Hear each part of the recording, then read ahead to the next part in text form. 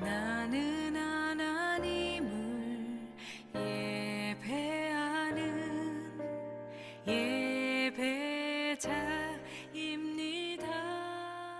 수요 예배를 통해서 성막에 대한 신비를 함께 나누고 있습니다. 간단하게 앞에 이야기했던 성막 이야기를 다시 한번 정리를 해보면, 먼저 서론적인 첫날 이야기를 했죠. 성막을 왜 하나님이 만들게 하셨는가, 그리고 성막의 의미가 뭔가, 다른 것은 다 뒤로 하고 가장 중요한 것이 구약에서 가장 정확하게 예수 그리스도를 예표한 게 성막이다, 이런 말씀을 드렸습니다. 그래서 성막의 말씀을 읽을 때마다 누구를 생각해요?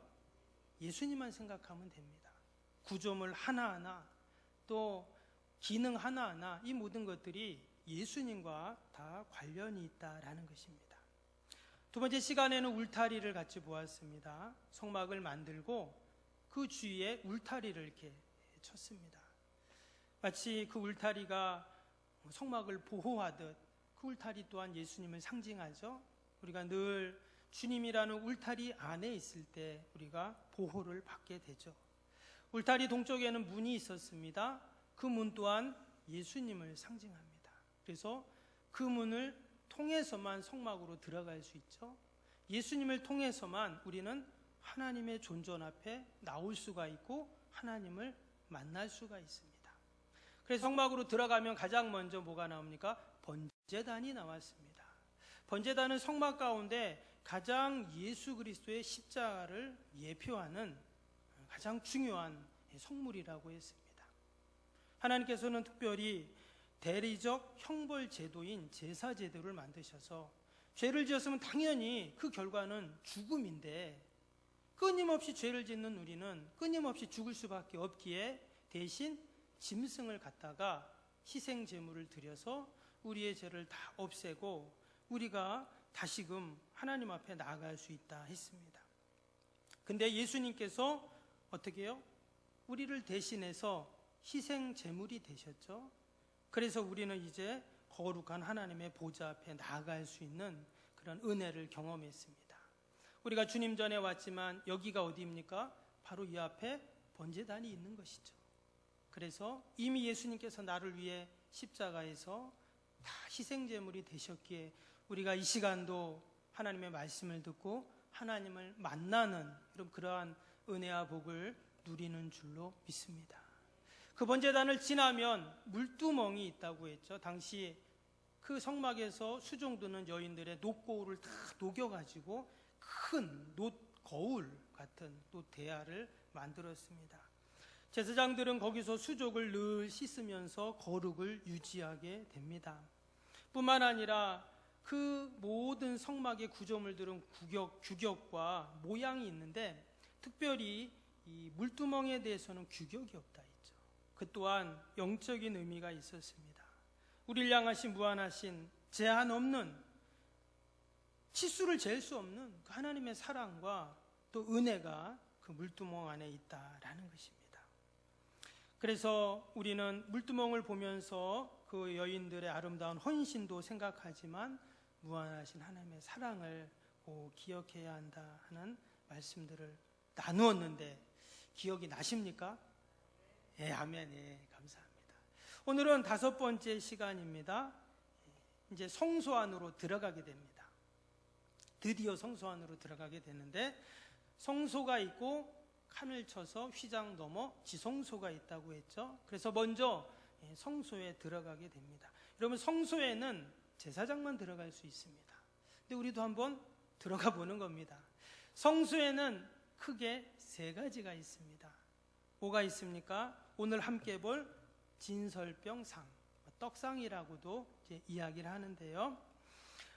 그 진설병상이 있고 이제 오른쪽에 있습니다. 그러니까 들어가자마자 내 입장에서 오른쪽에 있고, 왼쪽에는 등대가 있습니다. 등대는 다음 주에 같이 볼 거고요. 그 다음에 정면에는 분향단이 있어요. 늘 향기로운 향을 그렇게 피워서 향이 가득하게 하는. 그 다음에 휘장을 넘어서 그 다음에 이제 지성소가 있죠. 오늘은 이 진설병상, 떡상에 대한 말씀을 같이 나누겠습니다. 오늘 말씀을 보니까 그 떡상의 크기와 재료와 모양에 대한 그런 설명이 나와 있습니다. 그래서 23절을 보시면 2규빗, 또 길이가 2규빗, 너비가 1규빗, 높이가 1규빗 반 이렇게 되어 있는데요. 한번 그림을 한번 좀 보여주시면 좋겠습니다. 지난번에도 잠깐 봤는데요. 이게 이제 그 성막 안에 있는, 성소 안에 있는 진설병 상입니다. 이게 보니까 약간 좀 책상같이 생겼죠. 그래서 그 규격이 얘기한 것처럼 그 높이가 한 90cm 정도 됩니다. 우리로 치면. 그러니까 1m가 안 되는 거죠. 90cm 되고, 높이가 한 68cm 되고요. 이제 길이, 가로가 한 90cm, 세로가 45cm. 그러니까 아이들 책상만 하다 이렇게 생각하시면 됩니다. 옆에 이제 이런 봉이 있는 것은 그것을 이동할 때 이제 제사장들이 메고 이렇게 이동을 하잖아요. 그런 모양이고요. 지금 그림이 정확히는 안 나오지만 금을 도움을 했습니다. 금을 다 입혔어요. 그리고 그 위에 보니까 약간 호떡 같은 게 있는데 이게 바로 이제 진설병이죠. 우리로 치면 떡입니다. 12개, 12지파를 상징하는 떡을 이제 6개씩 각 2줄로 그렇게 이제 쌓아놨다. 오늘 말씀이 이제 그것을 이야기합니다.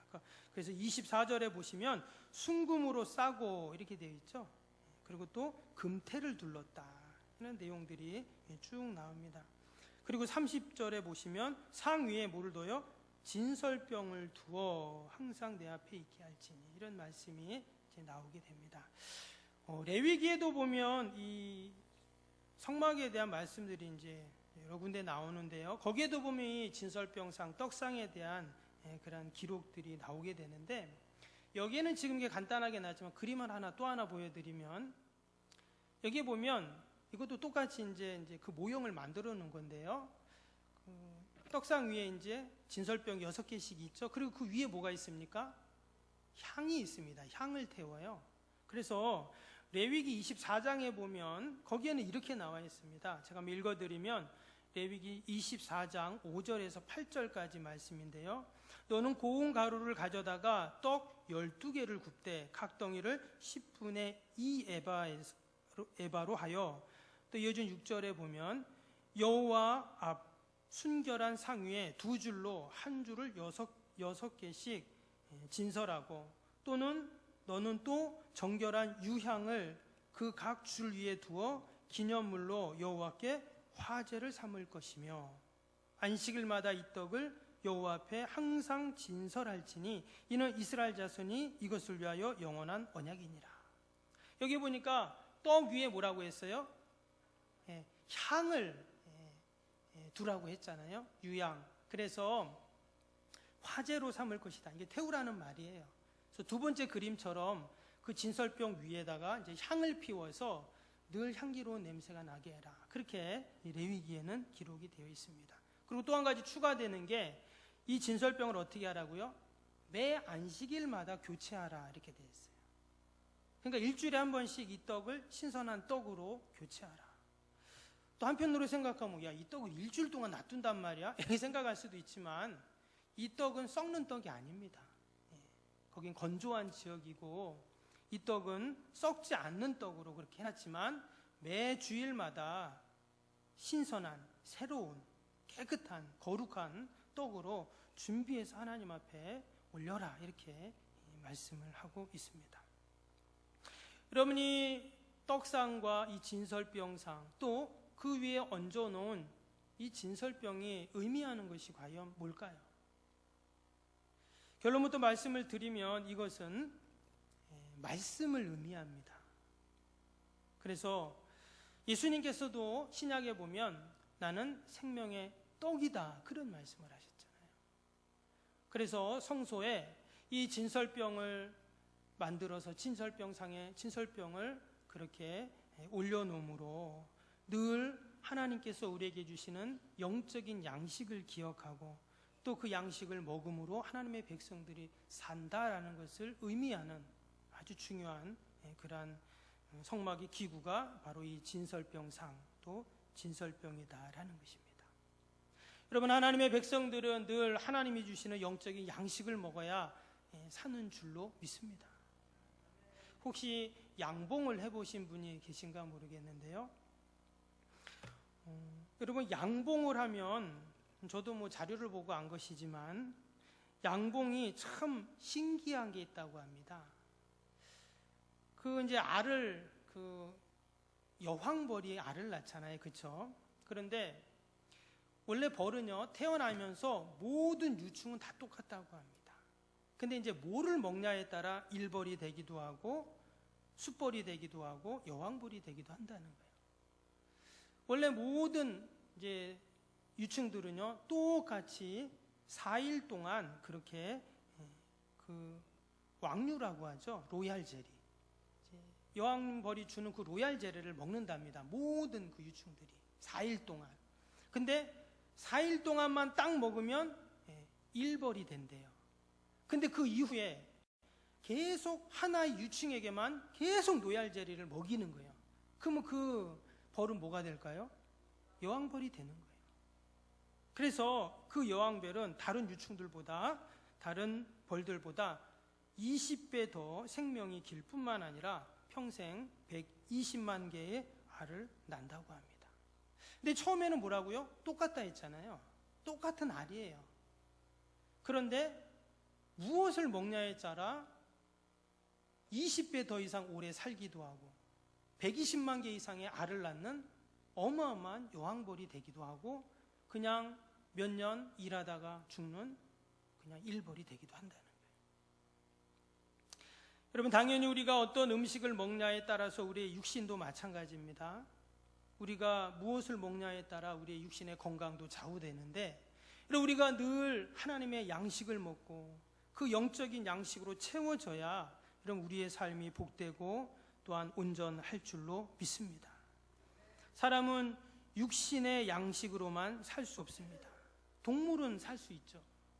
그러나 우리 안에 하나님의 영이 있기에 우리는 늘 하나님의 말씀으로, 그 말씀의 영으로 우리 안에 채워지지 않으면, 영적인 영양분을 공급받지 않으면 하나님과 온전한 교제를 할 수 없을 뿐만 아니라 우리의 삶이 결코 행복할 수가 없다는 것이죠. 때문에 우리는 늘 하나님의 말씀을 먹어야 할 줄로 믿습니다. 할렐루야. 이 우중에, 이 장마에, 이 무더위에 여러분들이 이 예배 자리에 나온 이유가 뭡니까?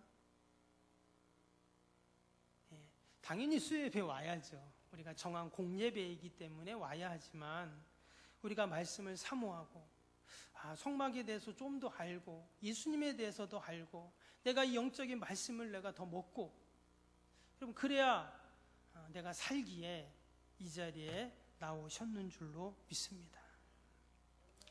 오늘 말씀을 다시 한번 보겠습니다. 23절을 보시면, 너는 조각목으로 상을 만들되 길이는 2규빗, 너비는 1규빗, 높이는 1규빗 반이 되게 하고 이랬습니다.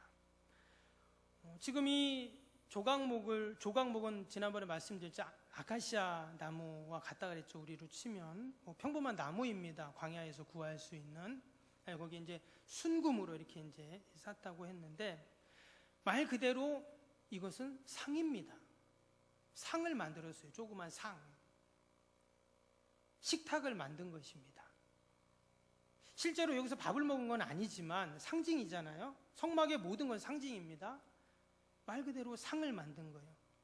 식탁을 만들어 놓은 것입니다. 그리고 그 위에 먹을 진설병, 떡을 올려놨어요. 마치 하나님께서 우리에게 늘 하나님의 식탁을 우리에게 준비해 주시는 거죠. 마치 베드로와 그 제자들이 밤새도록 고기를 잡으려고 갈릴리 바다에 나갔다가 한 마리도 잡지 못하고 부두로 돌아왔을 때 예수님께서 아침 조반을 다 준비해 주셨어요. 저는 그 모습을 생각하면 참, 예수님께서는 참 어머니와 같다, 또 아버지와 같고, 얼마나 밤새도록 힘이 들었겠어요. 그 어부들이 밤새도록. 저도 한번 이렇게 배를 한번 타봤지만 힘들대요. 배 타니까 막 흔들리고 막. 우리 평생 배 타신 분도 우리 장로님도 계시고 우리 권사님들도 계시지만 얼마나 힘이 듭니까? 근데 밤새도록 그 옛날 2000년 전에 그 조그만 나룻배를 타고 이리 쳐이고 저리 치고 그물을 내렸다 올렸다 그 지쳐있는 그들에게 아침을 딱 조반을 준비해 주신 거예요. 마치 지금 하나님께서 하나님의 식탁을 딱 배설해 주시고 이곳에서 하나님의 사랑과 또 하나님의 은혜를 우리에게 나누어 주시는 거죠. 때문에 우리는 늘 하나님의 그 말씀의 식탁 앞에 여러분 나와야 할 줄로 믿습니다. 하나님은 말씀을 준비해 주시고 말씀을 통해 우리에게 은혜와 복을 주시려고 하는데 나오지 않으면 밥을 먹을 수가 없죠. 그래서 이 떡상은, 진설병상은 하나님이 우리에게 베풀어 주시는 그러한 영적인 또 육적인 그러한 양식을 우리에게 상징하게 되는 것입니다. 또 24절에 순금으로 어떻게 했어요? 그 조각목을 다 쌌다고 했습니다. 성경에서 금은 존경과 경외를 상징을 합니다. 무슨 순교를 상징할 때도 있고요. 마치 하나님 앞에 하나님이 우리에게도 상을 차려주시지만 우리도 하나님 앞에 상을 차려드리는 거예요. 왜? 지금 성소에 상을 딱 만들어서 올려드린 거잖아요. 거기다가 콩 가루로 만든 진설병을 딱 만들어서 12개, 이스라엘 백성들을 딱 대표하는 12개를 딱 만들어서 올려드린 거잖아요. 마치 하나님을 최고의 예우로 그렇게 하나님 앞에 상을 준비해서 드리는 것이죠. 그러면 하나님께서 또한 우리에게 최상의 대우로 축복의 식탁을 우리에게 마련해 주시는 거예요. 우리가 하나님 앞에 최고의 예우를 드리고 하나님이 우리에게 최상의 대우를 해주시고 이것이 바로 말씀의 식탁인 줄로 믿습니다. 우리가 이 시간도 아니 매주 매일 하나님 앞에 나와 목사님을 통해 말씀을 듣고 아니 내가 집에서 말씀을 읽을 수도 있습니다. 요즘에는 라디오나 또 TV를 통해서도 인터넷을 통해서도 얼마나 말씀을 들을 수 있는 그런 공간이 많습니까? 근데 내가 그때마다 하나님 앞에 최고의 예우로 말씀 앞으로 나가는 거예요. 말씀의 식탁으로 하나님 앞에 드려지는 거죠. 그럴 때 하나님께서는 최고의 대우로 우리에게 축복의 식탁을 허락해 주실 줄로 믿습니다. 이어지는 25절을 봅니다. 25절 보시면 그 주위에 손바닥 넓이만한 턱을 만들고 그 턱 주위에 금으로 테를 만들고 그랬습니다. 아까 그림에도 봤지만 보면은 상이 있으면 어때요? 밋밋하지 않고 약간 올라와서 턱이 있습니다. 우리도 옛날 상을 보면 어때요?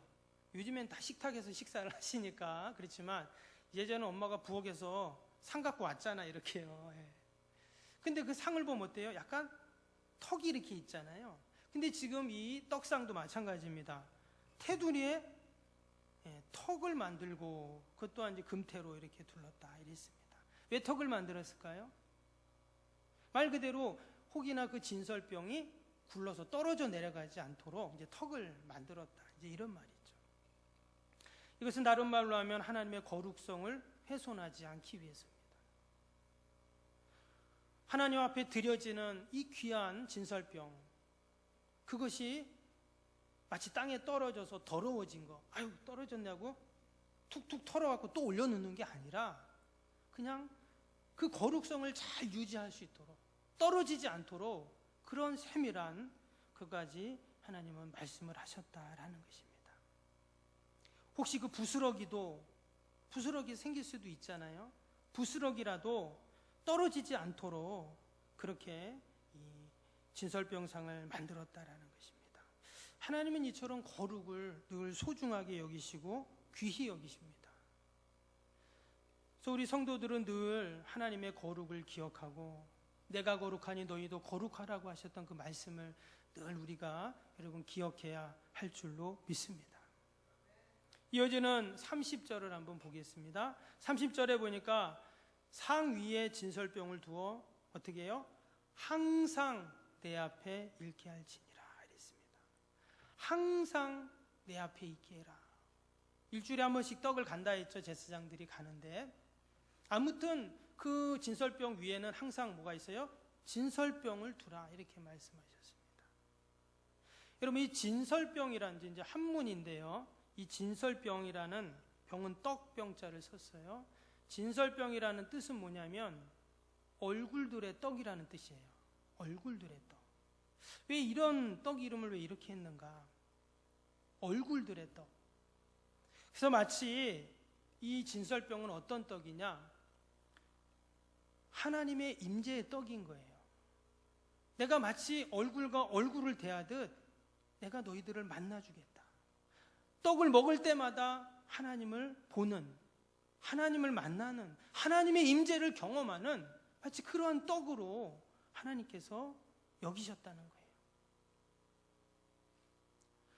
여러분, 우리가 늘 하나님의 말씀을 들을 때, 또는 말씀을 읽을 때, 또는 말씀을 내가 암송할 때, 여러분 어떤 마음으로 우리가 이 하나님의 말씀을 대합니까? 여러분, 우리가 말씀을 들을 때, 야, 이 시간 내가 하나님의 얼굴을 보고 대화를 하고 말씀을 듣고 그 말씀이 나에게 온다 라고 들으라는 거예요. 이스라엘 백성들은 그 안에는 제사장들밖에 성소에는 들어갈 수 없으니까 그 진설병을 볼 때마다 어떠한 마음이 들었을까요? 하나님을 보는 겁니다. 하나님의 말씀이 거기 있으니까. 여러분, 하나님 말씀이 결국 하나님이죠. 저희 아버님이 저에게 어떤 말씀을 하셨습니다. 그 말씀이 뭐예요? 결국 아버지의 말이고 그게 아버지의 뜻이고 아버지가 되는 것이죠. 우리가 말씀을 소중히 여긴다는 것이 그것입니다. 하나님 나에게 어떤 말씀을 하셨는데 그냥 말씀했나 보다가 아니라는 거예요. 그 말씀이 곧 하나님이 되셔서 내가 그것을 하나님의 얼굴을 보듯 내가 대하고 내가 간직하고 그렇게 여기고 살아갈 때 하나님이 기뻐하시고 또 하나님의 구원의 역사가 분명히 있는 줄로 믿습니다. 항상 내 앞에 있게 할지나 했어요. 뭐가요? 진설병이 항상 내 앞에 있게 할지니라. 항상 말씀이 내 앞에 있게 할지니라. 항상 내가 하나님을 보는 것처럼 그 말씀을 대하라.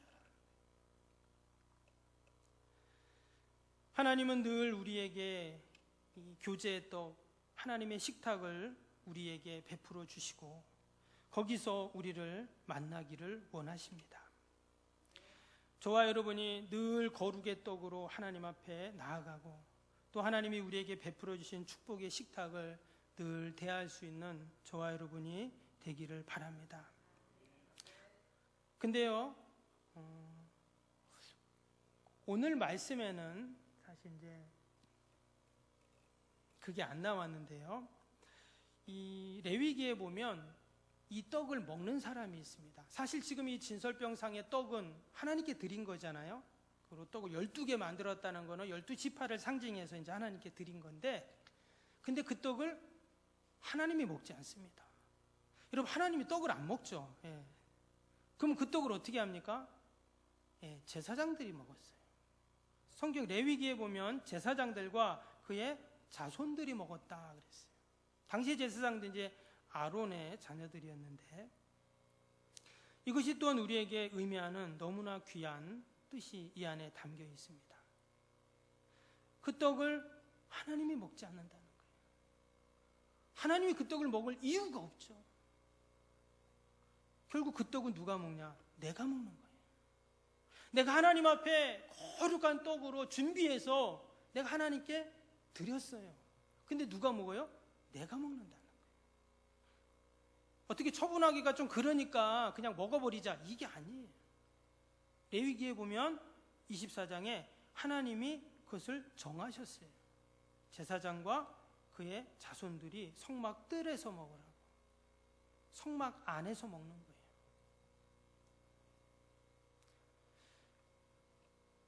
여러분, 생명의 떡이신 예수님을 우리가 먹는 것입니다.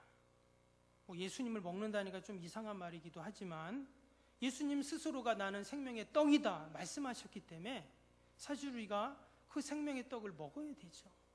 예수님을 우리가 먹는 것입니다. 하나님의 말씀을 먹어야 되는 것이죠. 그 영적인 떡을 먹어야 우리 성도는 사는 것입니다. 할렐루야. 오늘도 우리가 그냥 사는 것 같지만, 아침, 점심, 저녁 먹었지만, 여러분, 그런 육적인 떡으로는 우리의 육적인 생명만을 유지할 수 있어요. 결코 우리의 영적인 생명, 영적인 세계, 영적인 능력, 영적인 은혜는 없습니다. 오직 하나님의 말씀을 통해서만 우리는 그 영적인 은혜를 경험하는 거예요. 엑스레이로 아무리 찍어봐도 우리 안에 영은 보이지 않습니다. 그러나 하나님 인간을 만드실 때 어떻게 했어요?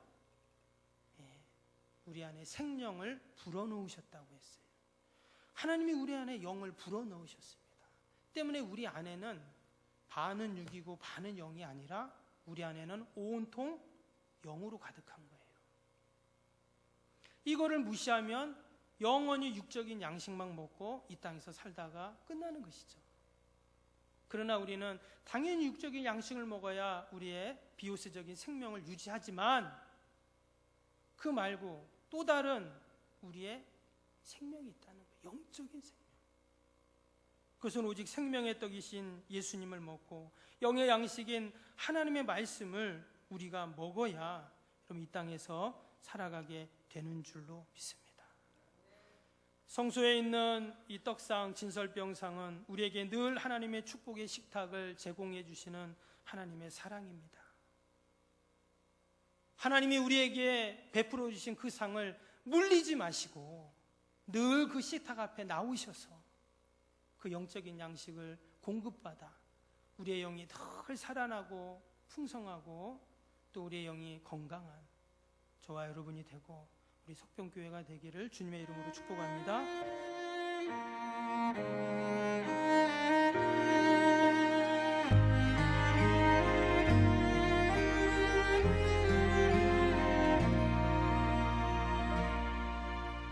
나는 하나님을 예배하는 예배자입니다.